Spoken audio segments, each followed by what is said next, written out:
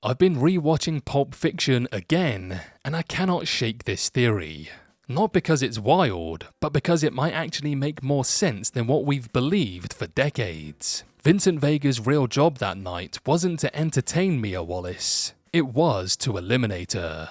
That's right, the entire Jackrabbit Slim sequence, a tragically stylish milkshake-fueled misfire. Vincent wasn't her date, he was her executioner, and he botched it. But before we go any further, do the honourable thing, hit that subscribe button, like this video, drop a comment with your own holy crap Tarantino theory, and consider joining our channel as a member. It helps more than an adrenaline shot to the heart. Alright, let's dive into this blood-splattered, twisty timeline. So, what was the motive? Marcellus Wallace doesn't play. Let's be real, Marcellus isn't the live and let live type. This is the guy who launched a man out of a window over a foot massage rumour. That's not jealousy, that's preemptive rage. So when whispers of his wife Mia getting a little too cozy with other men start circulating, you better believe it's not going to end with a couple's therapy session. Marcellus doesn't do closure, he does cleanup.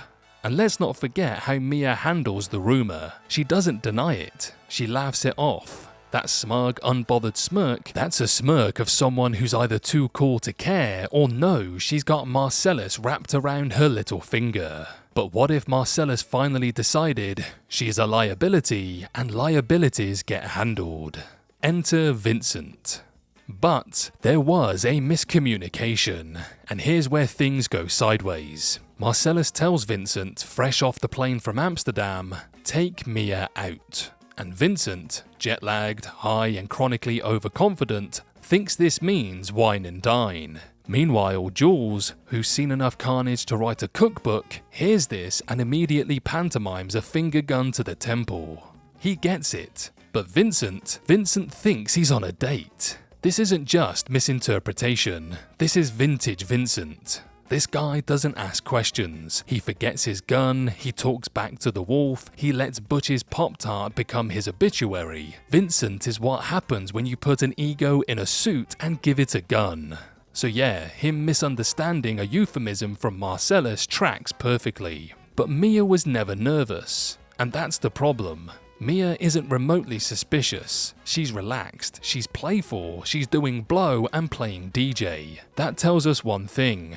Marcellus told her Vincent was there to protect her, not off her. Which means Marcellus planned this hit to be smooth, discreet, no blood on the carpets, just a quiet, clean disappearance while he's out of town. Except now Mia's twirling in a retro-themed dance contest and Vincent sipping a $5 milkshake wondering how much is too much eye contact. What was supposed to be a cold-blooded hit has turned into the most uncomfortable accidental rom-com in cinematic history. And the overdose that could have saved Vincent's life. It was sweet, heartbreaking irony.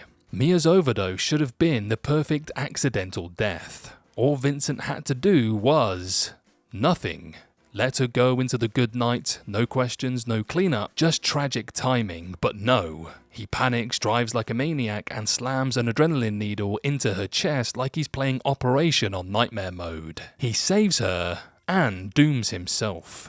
In that moment, Vincent doesn't just blow the hit, he tips Marcellus off that something went horribly wrong. If he just let her die, Marcellus probably would have given him a quiet promotion for handling it. Instead, he gets the world's angriest side-eye and is reassigned to Butch's Stakeout where, shocker, he forgets his gun and ends up decorating a bathroom. So the next question is, why wasn't Vincent killed sooner? Marcellus returns to find Mia still alive, Butch on the run, and Jules doing his best Morgan Freeman impression about divine intervention.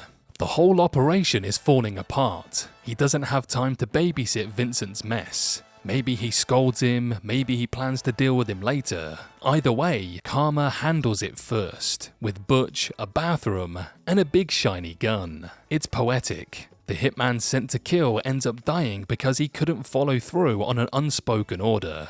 That's not just ironic, that's Tarantino level ironic.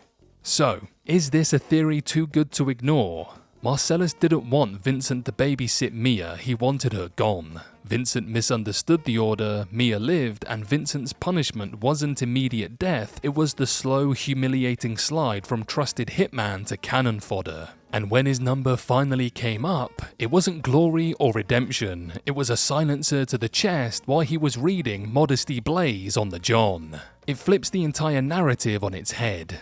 Not a love story, not a redemption arc, just a cosmic joke at Vincent's expense, a man too arrogant to ask questions, too cocky to listen, and too slow to realize the milkshake wasn't the job.